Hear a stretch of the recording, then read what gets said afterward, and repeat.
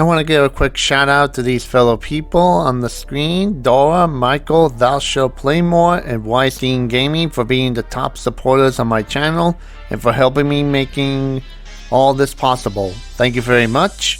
And if you want to know how to be part on this list and part of the support, stay tuned at the end of the video.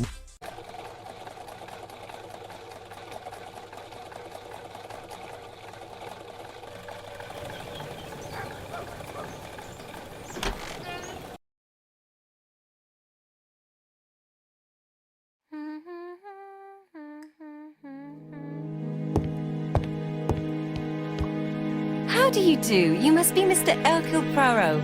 Chief Inspector Jupp told me that you might be coming.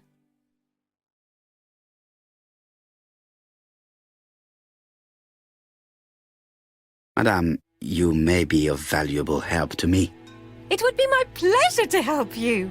Will there be some journalists there as well? I think you might even be interviewed. You are key witness. I've suspected him for some time, but he appeared so harmless. Oh yes, sometimes he got angry and waved his arms about. But even then, he wasn't frightening. And he was as gentle as a lamb again immediately afterwards. It was only this morning that I understood. He told me he was going to Cheltenham, but my daughter saw him at Euston Station. It's not the right station. To get to Cheltenham, you have to take the train from Paddington. And what's more, Mr. Cuss left behind an ABC with Doncaster underlined. As you can imagine, when I saw that, I called Scotland Yard. Well done. You were right. He did go to Doncaster. So I was right to warn the police. Tell me, did you have any other reason to suspect Mr. Cust? Well, he's odd.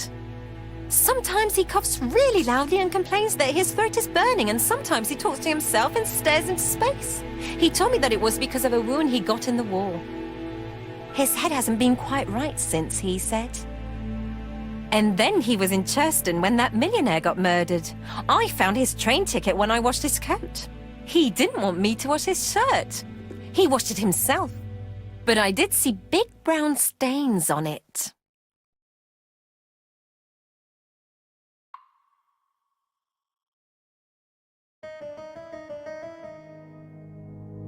Do you think it was blood? Well, when I saw them, I thought, look, he spilled his wine or his soup all over himself. But now that I think about it, well, they did look like blood. Cust used to travel for his work. Is that correct? Oh, it wasn't for pleasure. He was always unwell on trains. But he had to sell his stockings around England. I have to respect my engagements, he used to say. Do you know where Cust was at the time of the murder in Andover and Bexhill? On June the 21st and July the 25th? No, I don't know. That was a while ago, you know. But surely you keep a register. It won't do you much good. Mr. Cuss rents his room for the year. If he goes away for a few days, I have no reason to make a note of it. Ah! I remember one thing. Bexhill's by the sea, right? Indeed. It is a large seaside resort. Well, as it happens, at the start of July, Mr. Cust asked me to repair his bathing dress. Suspicious, huh? Very interesting. Please continue. I also forgot to say that he started buying newspapers that talked about the case.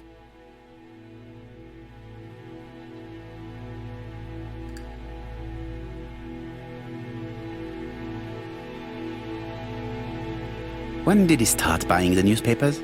Let's see. I think it was just after the millionaire's murder in Churston. He didn't seem all that interested before that.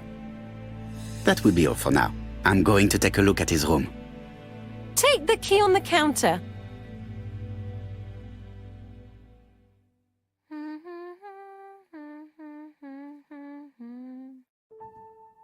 This woman appears to be in a good mood.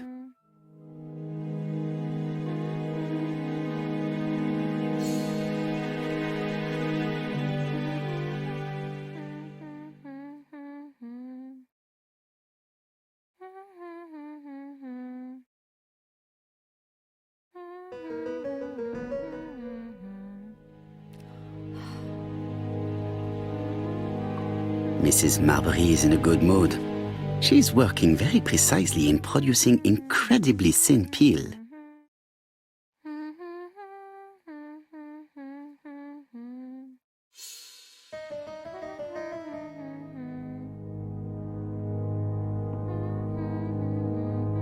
It looks like I've found the real master of this house.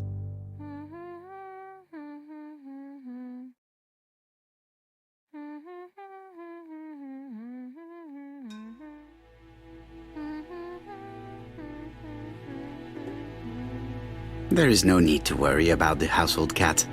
I'm sure that Mrs. Marbury lets it do what it pleases.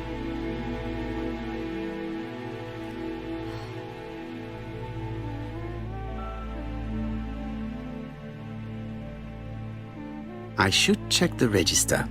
Mrs. Marbury may have been hiding something from me. I don't think my register will help you.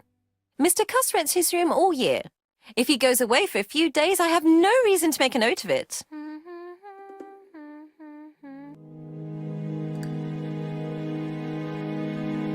The truth is becoming apparent, and I have something to say to Mrs. Marbury.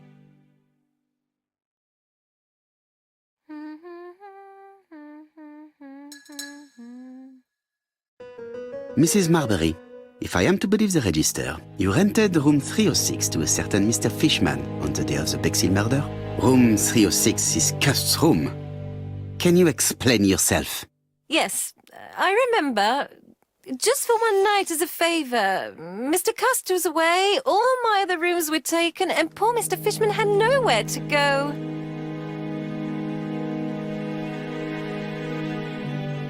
It doesn't matter, provided that you remembered to change the sheets.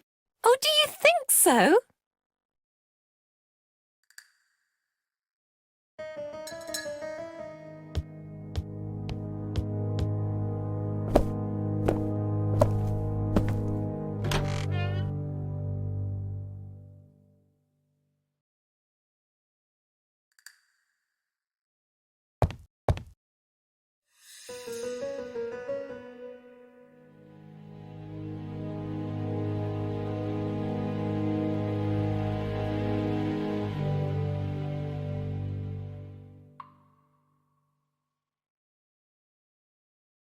Laudanum Cameron's Chemists.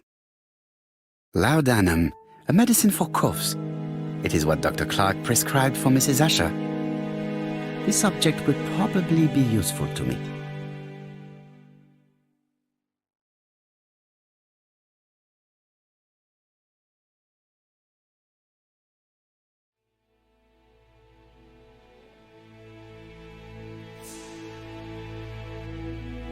Diethyl barbituric acid, Johnson Company. I know this medicine. It is a powerful sedative. This subject would probably be useful to me.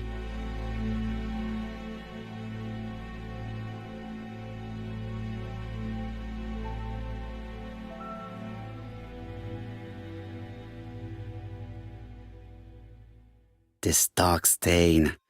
It could be blood, but goodness knows how long it has been there.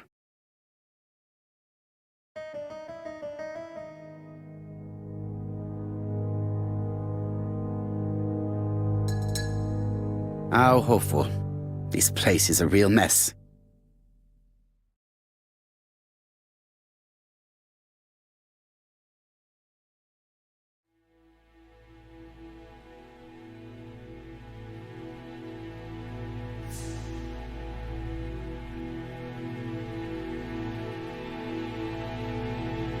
The least we can say that Mr. Cust is not very concerned about order and balance.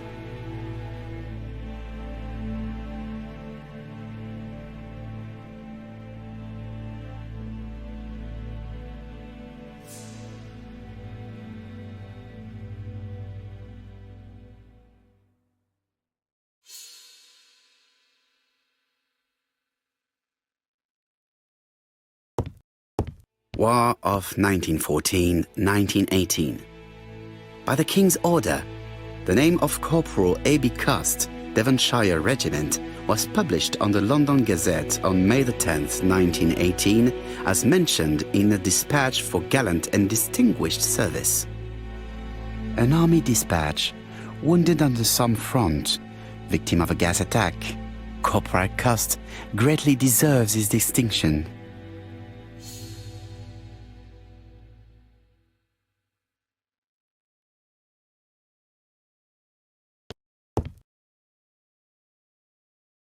Trousers, white shirts, everything has been washed very well. The Bexhill daily paper, dated from the day of the Bexhill murder. Most probably the bathing dress repaired by Mrs. Marbury's expert hands. All the main articles referring to the ABC case are here, from the Churston murder onwards. Nothing before that date.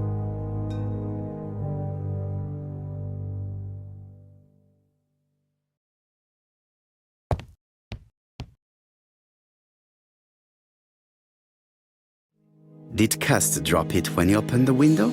Or was it Mrs. Marbury while she was cleaning? Cust is parsimonious. He keeps his pencils and sharpens them until there is nothing left. It is clear that he did not grow up in luxury. It's an ABC.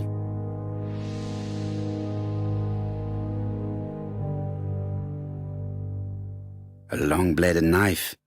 A murderer's weapon. This object will probably be useful to me.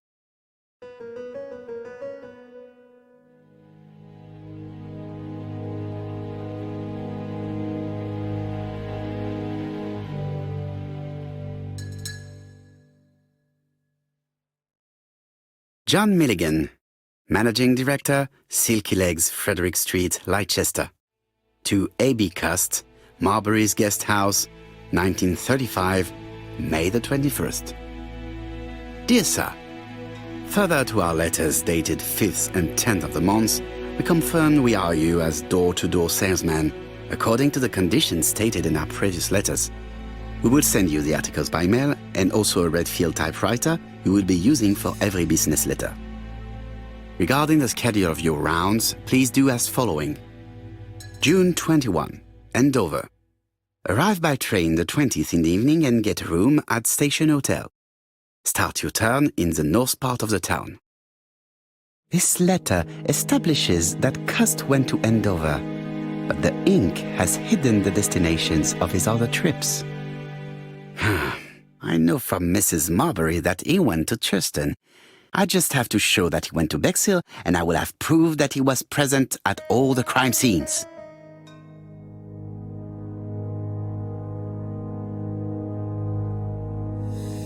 I have to get the ribbon. How am I going to do it?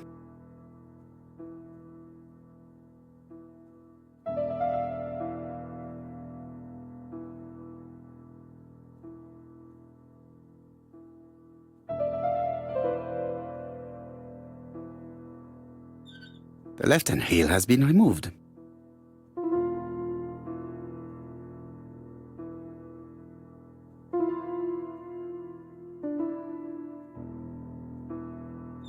The right-hand heel has been removed.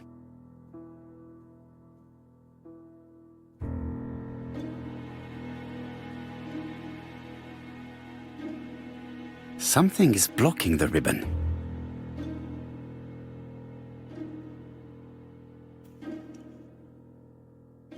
And here is the ribbon. Let us see if it was indeed used to write the letters sent by ABC. I only need the ink ribbon for my inquiry. I will let Jack clean the keyboard if he wishes.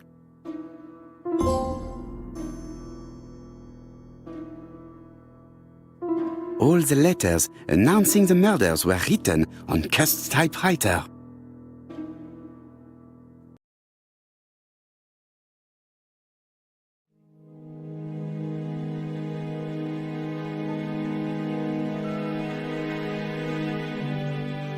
ABC guides, enough to sign about a dozen murders. It's closed.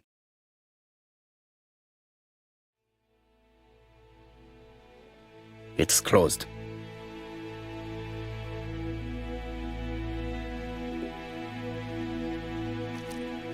This knife is very useful. Who knows? Maybe it never cut anything other than string.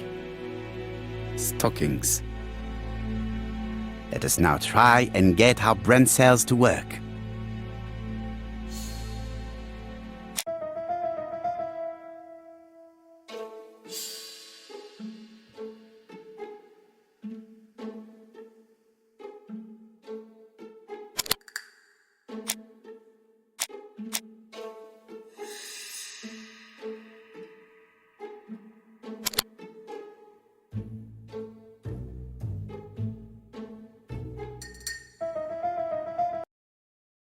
The register shows that Cust did not sleep at the guest house on the day of the murder.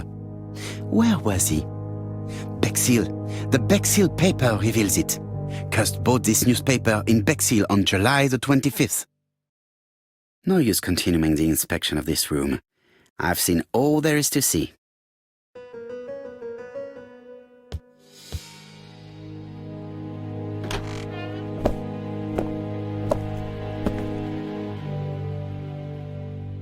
Goodbye, Mrs. Marbury.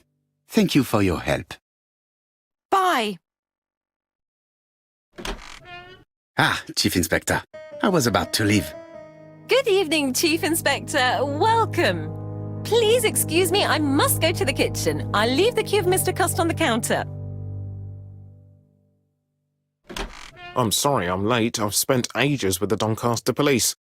And you? I have established one fact. On 3 occasions, Cust was at the scene on the day of the crimes.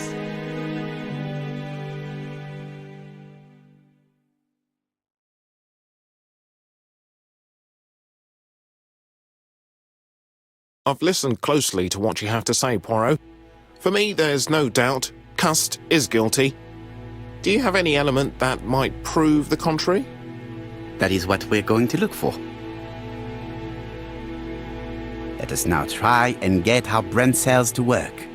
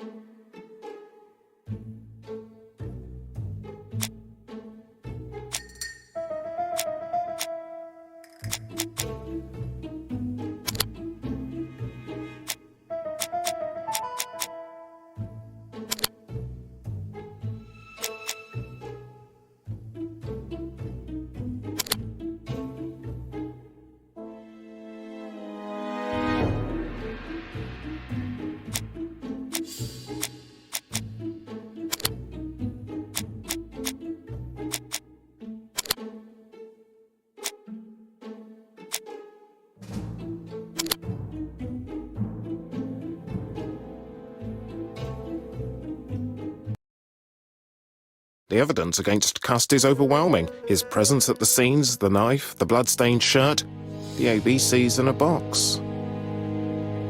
C'est vrai. However, the blood Mrs. Marbury saw on Cust's shirt may have been his own. According to his medical records, he suffers from hemoptysis. The murderer cut Sir Carmichael's throat from behind, and the blood spurted outwards. You would expect the murderer's shirt to be stained on the sleeves, not on the buttonholes. Yet we see quite the opposite. You would expect the murderer to keep the newspaper articles about his crimes. But Cust's collection starts in Cheston, as if it discovered the case rather late. I agree it's troubling, but it doesn't change my mind. There's small details that we should be able to clear up by questioning Cust. When can you talk to him? Doncaster is sending him to us on the first train. Are they questioning him already? He says he can't remember a thing. It's plausible. Doctors say he suffers from absences and amnesia. Mrs. Marbury has confirmed this.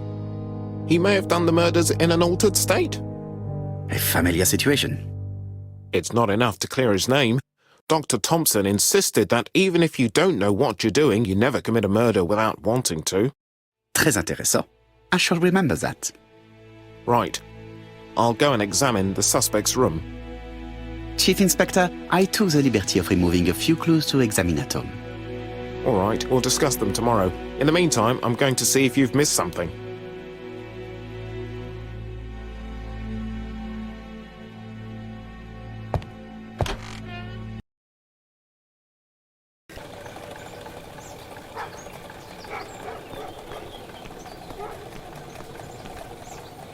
To Scotland Yard, please.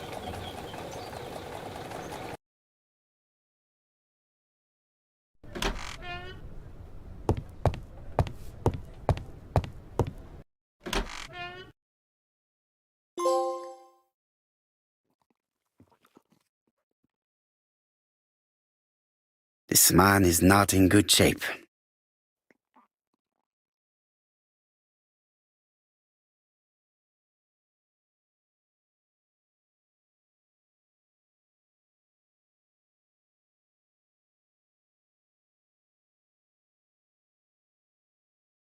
He is worried and very tired, and other police have been hard on him.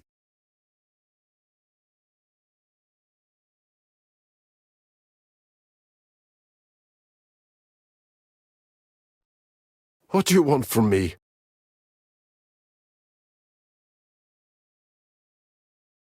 Good day, Mr. Cust.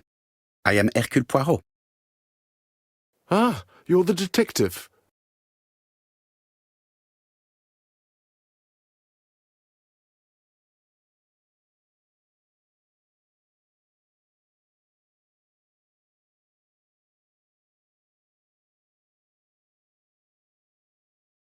Why did you send me a letter before each crime? Why all these questions? When are you going to stop pestering me?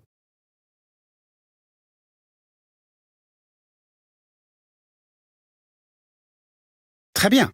You did not hide these letters. But the question remains, who did? Probably one of my enemies. I have many.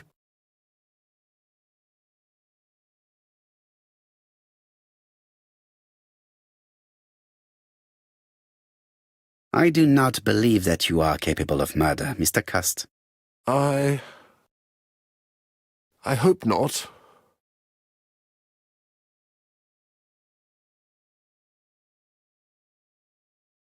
You suffered during the war. It's true. I was wounded. I suffered. But the army was the only place I didn't feel inferior. No questions. Just orders to follow. But ever since you were wounded, you have absences, bouts of amnesia. And headaches. Professor Clark treated you. Yes, a few years ago he really helped me with my burned throat.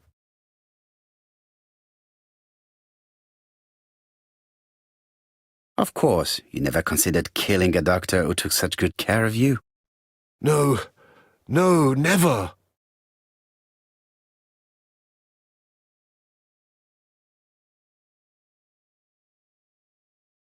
Do you deny being at the scene of the crimes? So? There was no harm in being there. It was only for my work.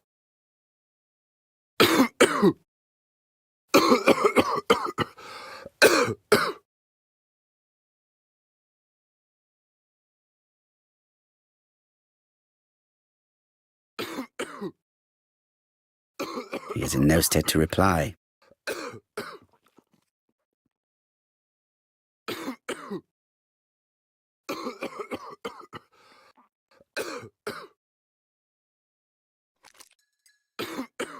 Take this. It will help you. Thank you.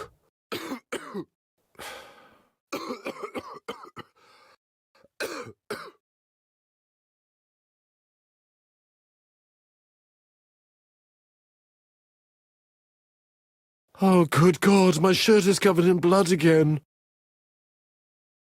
Bon. I now know where the bloodstains Mrs. Marbury saw came from. Are you well enough to speak? Yes, I feel much better.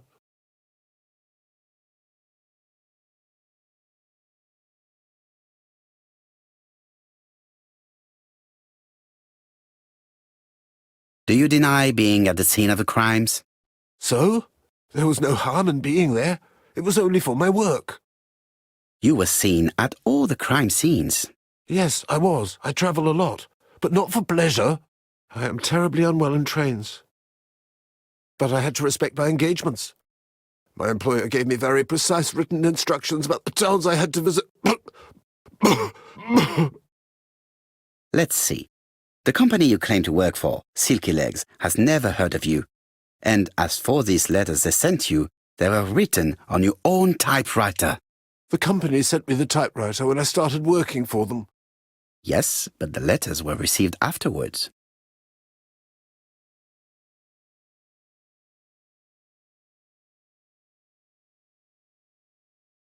So it would appear that you typed them before sending them to yourself.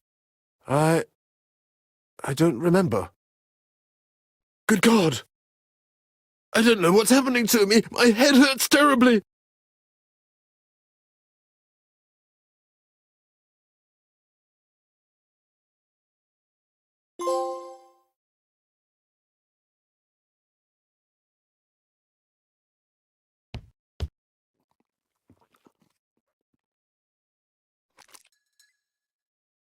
Take this.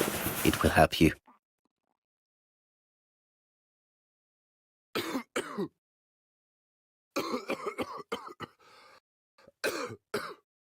Oh, I think I'll be fine. Let us see, Cust. Look at me. You know very well that you committed these murders? Yes, I know. But I'm not wrong in saying that you do not know why you committed them. No, I don't.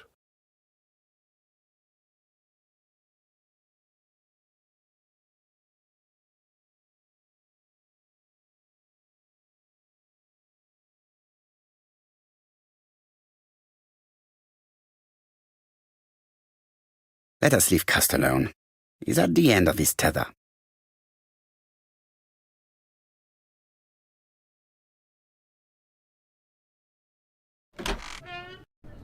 And what conclusions have you drawn? Plenty. It might help us to understand him a little better. Let us now try and get our brain cells to work.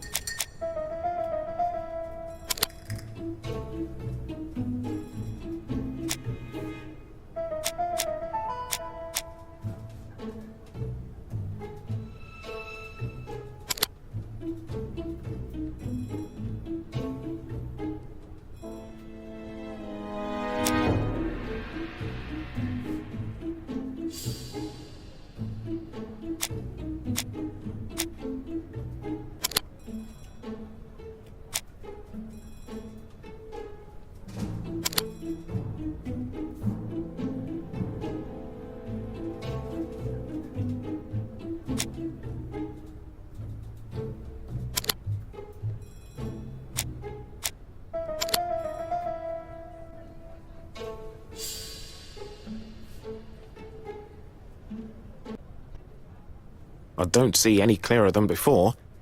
This is worse. There is one point to highlight. C'est curieux. Cust admits that he killed, but he does not know why. What did Dr. Thompson say? Even if Cust killed while in an altered state, it still must have been his deepest desire. He must have had a motive. Let's keep it simple. Never mind his motive. He confessed. But you see, he can confess to anything and everything. He denied the murders and then confessed to them. He confirmed that he never typed the letters, then with great ease, I managed to get him say quite the opposite. Come on, he behaved like a guilty man. He lied to his landlady. Because deep down he believes himself guilty. From the papers he noticed that he had always been at the scene of the crimes. He must think that he killed and then simply forgot what he had done. How can you be so sure? Let us look at his psychological profile. You will understand my point of view. Let us now try and get our brain cells to work.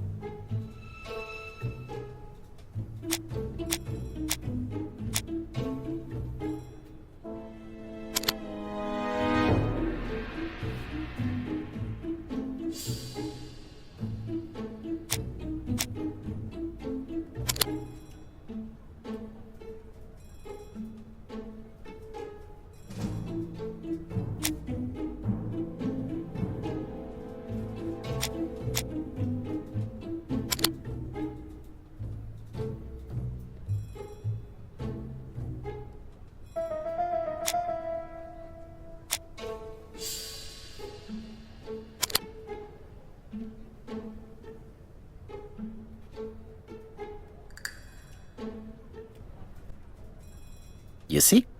Cust's character is quite the opposite of the murderer's. But if he's a madman, can we really talk about his character? You know very well that our murderer does not behave like a psychopath. Apart from the signature, there is no ritual repetition in the choice of victims. Very well, you're right as always. So we have no confession, no culprit, no suspects, nothing. And all that after 2 months of inquiry? What should I do?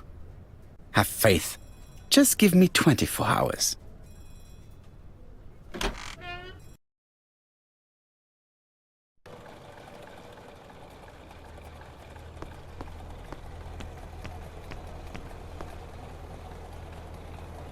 To White Haven, please.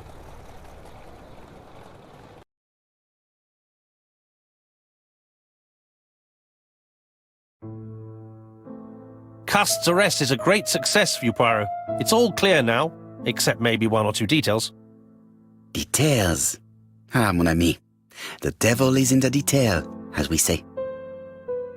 Excuse me? Patience, Hastings.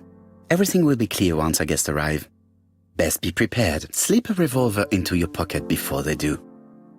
A revolver? But Poirot, what are you afraid of? Trust me. It is important you carry a weapon for this meeting. I will lend you mine. What about telling me what you have in mind? Surtout pas. You wouldn't be able to play your role. Wait 1 moment, I will bring you my weapon.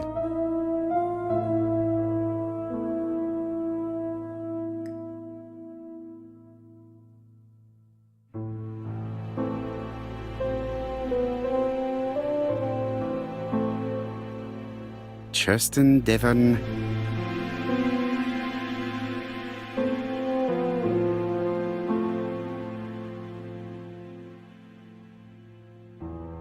Hastings' photo album. He's very proud of his bag.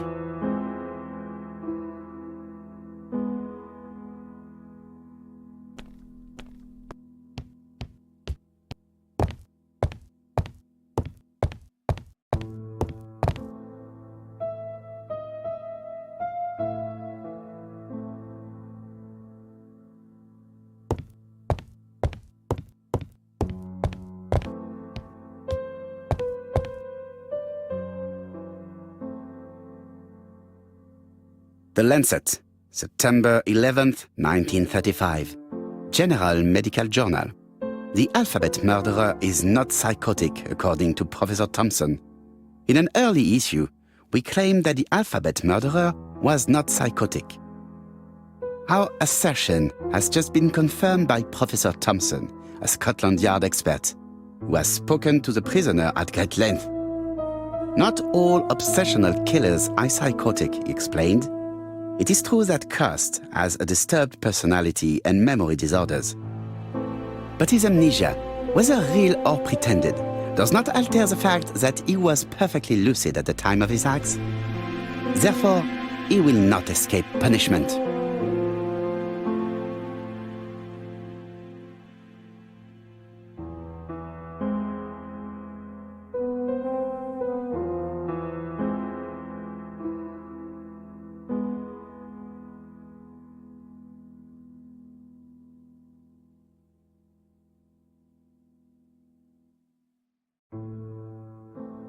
Daily Flicker, September the 11th, 1935. ABC affair, Terminus Doncaster, Japp and Poirot arrest the killer. A.B. Cust is the name of the alphabet murderer. The police have arrested him in a hotel in Doncaster. He was preparing to kill his fourth victim, Mr. Dick Dudley Dunbar, the establishment manager. Mr. Dunbar owes his life to the miraculous intervention of Inspector Japp of Scotland Yard and Detective Hercule Poirot.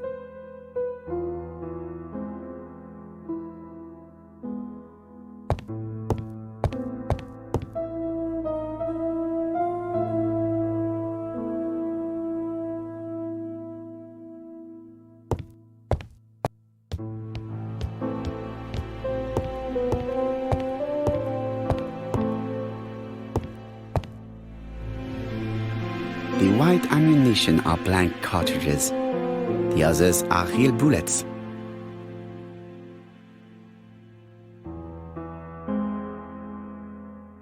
The revolver is loaded with blanks. I still have time to choose real bullets.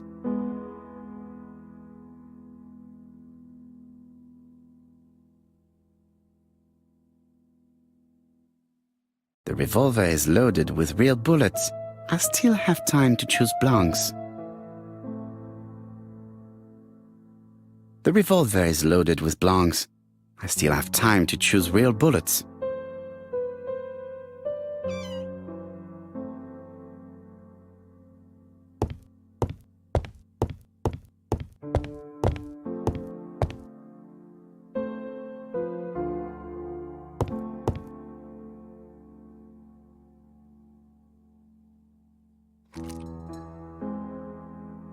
Voila, I entrust you with my weapon. It has hardly been used, it is almost new.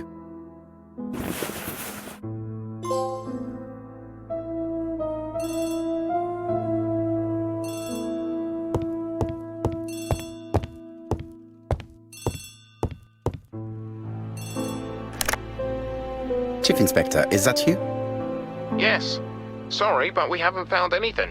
Have you checked the typewriter?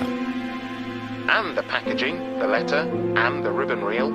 We've only found prints left by Cust and his landlady. Well, never mind, I shall make do. So, are you still going to hold your meeting? Of course, Chief Inspector. I can hear my guest coming up the stairs. Why have you brought us here, Mr. Poirot?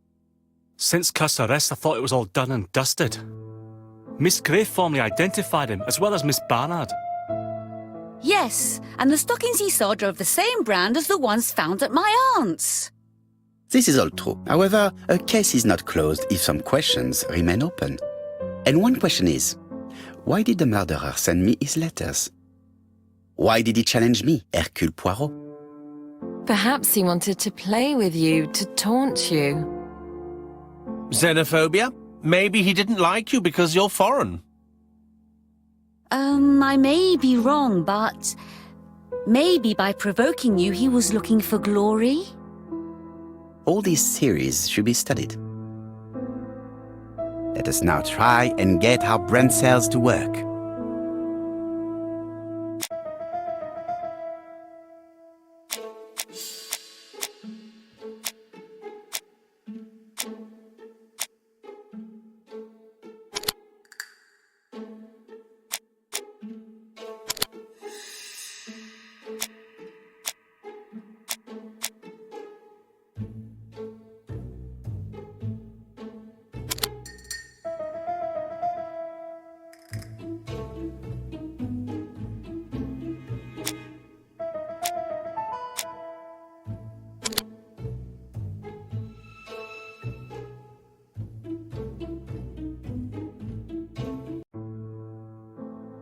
Is everything clear now? You might like to explain your reasoning again. Of course. First of all, remember that the murderer made it a rule to always post his letter before the murder. He never digressed from that rule. However, in Churston, he encountered a problem. The village has only 500 inhabitants. With advance warning, it would be easy to arrest him. Therefore, the murderer delayed his letters deliberately with the wrong address. The plan wouldn't have worked if he'd sent it to Scotland Yard or the papers because everybody knows their addresses. The mistake would have been corrected and the letter would have been on time. That is why the murderer chose me as the recipient. Because for his plan to succeed, it was necessary for at least one of the letters to have a wrong address and get lost. It was very cunning. Absolument. It is a very subtle plan. It matches the profile we have drawn up of him perfectly. That of an intelligent, daring and calculating murderer. But that's not how you describe Cust. You are quite right, mademoiselle. Like you, I find it hard to believe that this dull character is the clever murderer we are looking for. Do madmen... I mean, if he's mad, he might have two very different sides. No doubt. But the murderer is not mad. All the specialists agree that he does not have the profile of a psychopath. But if Cust is not guilty, how do you explain his presence at the scene of the crimes? Mr. Clark, the answer to your question is in the medical records of your brother's patients. Documents which Cust most certainly did not have access to. Let us now try and get our brain cells to work.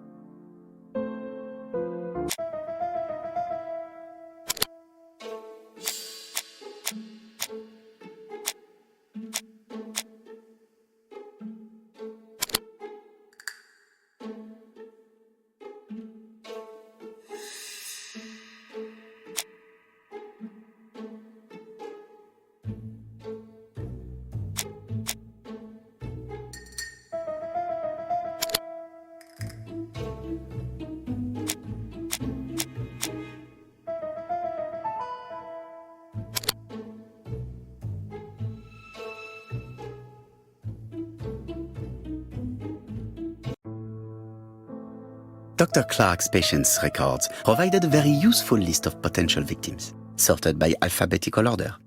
The killer definitely used it, explaining the fact that all the victims were former patients of the doctor. It is this fact that clears Cust once and for all, because he never had access to these records.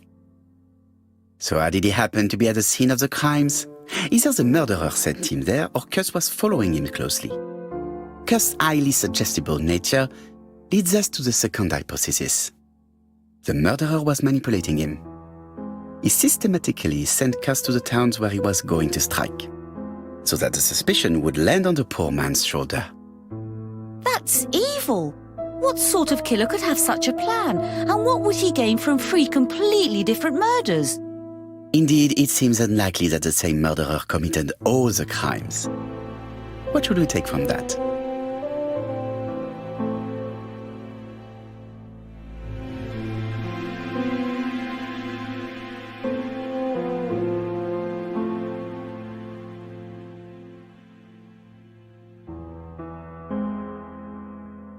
Just one murder was of benefit to the murderer. The others were just diversions.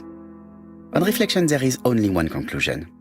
The murderer killed once out of interest and twice to divert our attention. This reasoning points at 2 potential culprits. Franklin Clark. Donald Fraser?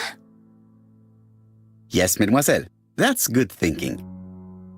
Mr. Fraser may have killed Betty out of jealousy. Mr. Clark may have killed his brother in order to inherit his large fortune. Both have a motive. But Donald did not have access to Dr. Clark's records. Please allow me to disagree with you, mademoiselle.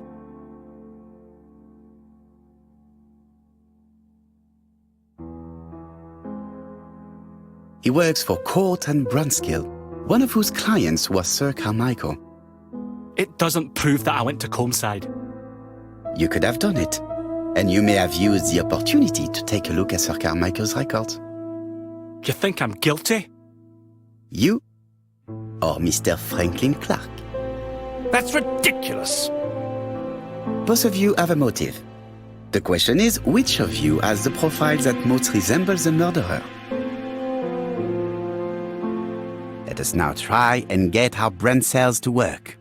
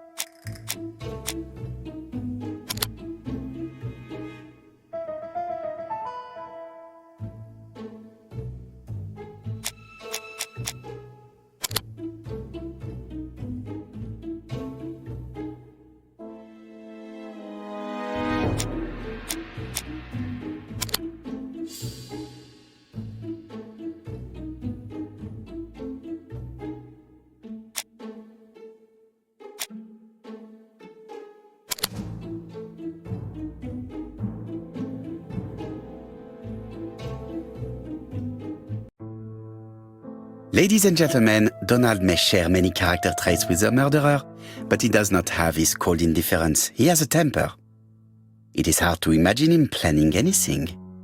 Also, jealousy is his motive, and crimes of passion are rarely planned. Right, I suppose it's my turn to be subjected to the same scrutiny. Absolument, Mr. Clark.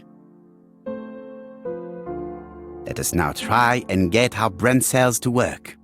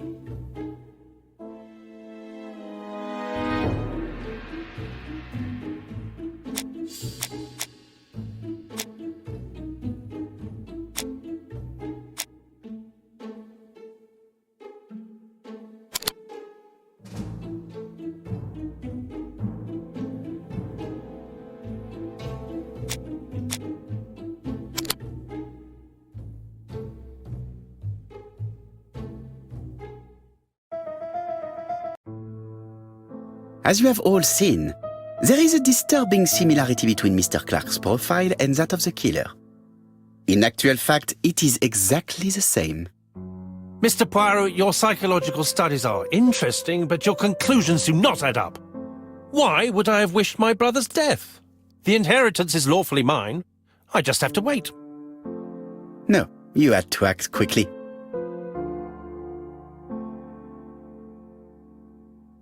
Because of Miss Grey. Mademoiselle, although you haven't been telling the truth, there is no doubt in my mind that you would have found a way to marry Sir Carmichael after Lady Clark's death. For you, Mr. Clark, it was a disaster. If Miss Grey had children by your brother, you would not have inherited a thing. You realized the danger after reading several letters from Comside, especially one in which your brother opened his heart to you. So you hurried home from China, and you took action. In truth, Cust was no more than a puppet manipulated by the real culprit. You, Mr. Clark. Such an imagination, Mr. Poirot. In fact, nobody manipulated Cust. The famous instructions he received by post. He wrote them on the typewriter. We know that for sure. Oh no. You know perfectly well. That is not true. Eh bien voilà, light has now been shed on the ABC murders. Your theories are ingenious, but you haven't any proof. One point to him. For the moment, I have no material proof. Either I admit to it, or I bluff.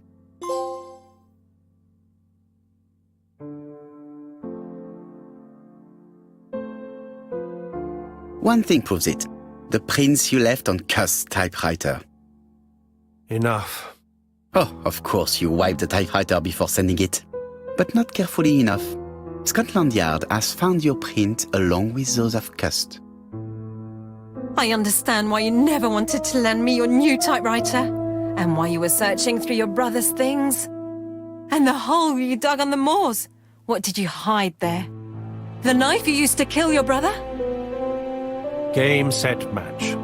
You win, Mr. Poirot. But it was worth trying.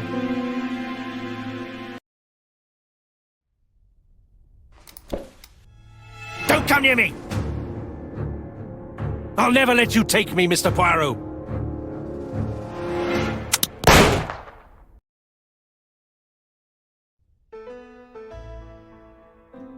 I'm sorry, Mr. Clark, there is no easy death for you.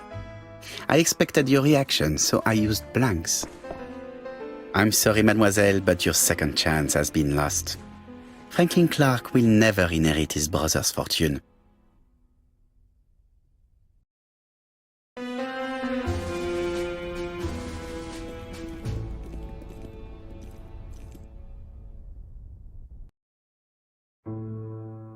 Disappointed at having missed the chance to become Lady Clark, Thora Grey left England. Donald Fraser and Megan Barnard married. On Poirot's recommendation, Mary Drower started to work for Lady Clark. The elderly lady's condition suddenly took a turn for the better. And a few months later, to Dr. Logan's great surprise, she was back on her feet again. According to this eminent physician, it appears to be an extremely rare case of spontaneous remission. Lady Clark has enjoyed very good health ever since.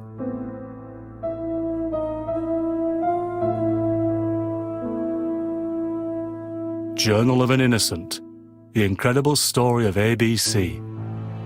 As for A.B. Cust, after being advised by Poirot, he made a great deal of money by selling his story to the press. And as for me, and with business booming, the Black Swan has become the #1 tourist attraction in the whole of Yorkshire, even more popular than York Minster.